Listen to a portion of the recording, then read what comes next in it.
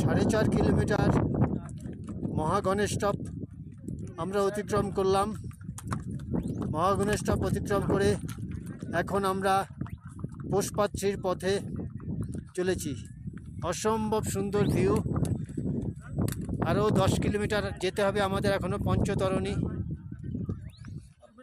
আমরা যাত্রা শুরু করেছি মহাগণেশ টপ থেকে পোষপাত্রীর পথে। পোষপাত্রী এখান থেকে 3 কিলোমিটার, তারপর আরও 7 কিলোমিটার পঞ্চতরণী।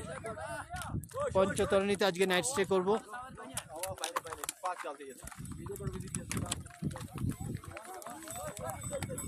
ঘোড়ার উৎপাত অনেক।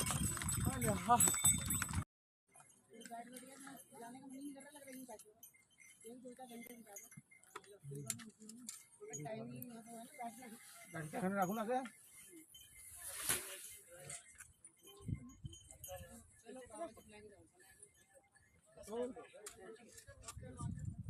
अकेले से आएंगे तो हवाइया से आएंगे।